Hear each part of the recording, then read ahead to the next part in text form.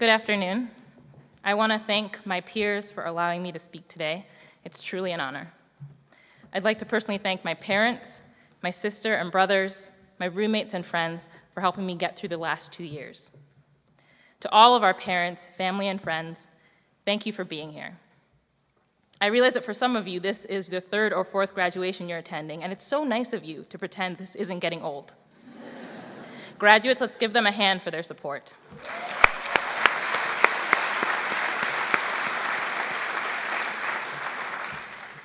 To Dean Schwartz, our distinguished faculty and excellent staff, we appreciate your guidance. Dean, I promise not to ask you to define diversity or what Hubert Humphrey's legacy means. That's just for today, though. Tomorrow, it's back to real life. Mayor Ryback, it's really great to meet you. We admire your years of service. Last year, our keynote speaker was Jake Sullivan, a White House advisor. It was later revealed that right before he spoke to us, he was involved in secret high-level talks with Iran. So I can't wait to hear about your recent undercover missions. You can tell me later. To my fellow graduates, congratulations, you look great.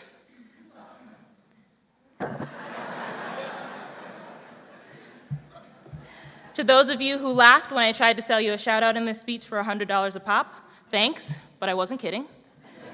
I have an education to pay for, and this was part of my strategy. So, Kelly Crin, here's to your quick wit and your Nicole Kidman-like good looks.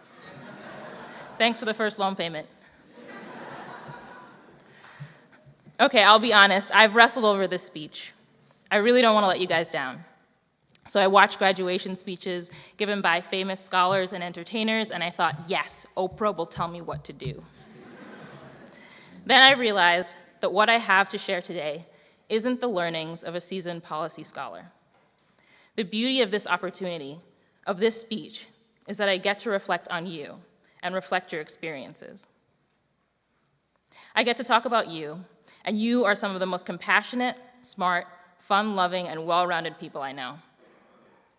As an undergraduate business major, I was struck by the supportive environment here. Today, we not only celebrate the degree, but the awesome work you were able to do over the last 2 years. You've completed your coursework, but not only that, some of you have had your first child, or you've raised 4 of them. You've pushed for legislation in St. Paul and DC. You've started social enterprises, served on the boards of local arts organizations. You've worked at a community bike shop. You've dealt with family illnesses and supported friends. You've struggled with an invisible disability and shared your story. You've interned in your interest area, whether that be healthcare or local government or community engagement. You've worked on mayoral campaigns. You've overseen journals on development and public policy. You've protested. You've worked 40+ hours a week, and I'm here to say, calm down. I'm joking. I'm here to say you've pushed passionately for what you believe in, and I think that no one that pushes this passionately will be disappointed. I returned to school after working as an accountant. Shockingly, I didn't find it entirely fulfilling. Compared to a lot of you, I was late to the public affairs game, but I share something with many of you, and that is impatience. When I decided to return to school, it wasn't without some questions. Wait, you did accounting and now you're going to do public policy? But I didn't want to become an accountant for a nonprofit or something adjacent. I was and I am impatient for real change in the world. I want to see things get better. And like all of you, I want to be a part of it. I could have imagined myself staying in the business world and getting into one of the hottest areas right now, the technology field. We like tech. It's how I took that picture of you today. Silicon Valley tech is so fascinating because, like many of you, these entrepreneurs espouse values of changing the world for the better, and I believe them. But there are certain luxuries afforded to them that we don't have here, and I think that's good. You see, read any tech article today, and you'll see the word disrupt. Disrupt the taxicab industry, disrupt the music industry, move quickly and break things. Well, I want change too. But one of the values of the degree that we have just gotten is that we know that change is hard won and hard fought for. That we can't always move quickly, and when we break things, sometimes we break people. There are externalities and connections we must seek to understand. We have structures and institutions that have been established for complex reasons, and it takes time to make the proper considerations needed for change. This isn't always a bad thing. I was talking to someone recently about the value of a public affairs degree. Their question was, given all the work we do, the research and recommendations we make, do lawmakers and politicians listen? Well, I've had the opportunity at the Humphrey School to take some eye-opening classes and to learn from professors who are experts in their fields. I'm convinced that I've seen real instances of policy informing lawmakers, of regional planning transforming communities, of development work making opportunities for people, and energy and environmental policy that will improve lives for generations. If there are times it does not feel as though our voices are heard, to me that is not a reason to give up trying. What I would encourage you with today is maybe we need to find new ways to communicate. If we feel that change is not being made, we should instead redirect and redouble our efforts, not retreat, because apathy, for us, is not an option. It's okay that we're impatient for change, because it takes people who are restlessly eager and motivated to make change. As I prepared for this speech, I reached out to some of you because I wanted to include your reflections on the last 2 years. Some of you mentioned that you see the bigger picture more clearly now and see how things connect between public affairs, business, and individuals and families. Some of you stated how important it is to really understand the communities you seek to work in. You noted that our professors pushed us to think more deeply about the issues at a local, regional, and national level. Some of you pointed out how essential it is to be humble and open in this work. You noted the importance of diversity and coalition building in eliminating damaging biases.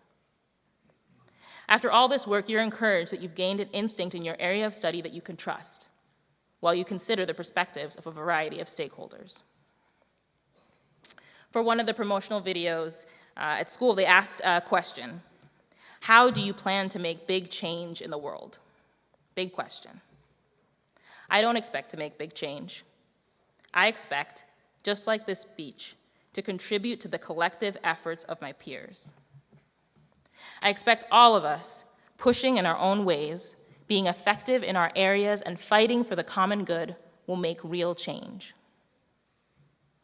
In closing, I have a few reminders that I hope you will take from here as we go into our careers of service. It will become harder to recall the important lessons unless we take the time to remind ourselves. So here are some reminders. 1, there are going to be lots of distractions, not the least of which is the attraction of money or comfort. Remember instead the passion that brought you to the Humphrey School. For me, that was a desire for the common good and my faith in God, who I thank for allowing me to be here today. Whatever it is for you, don't let go of your passion. 2, don't make policy based on anecdotes.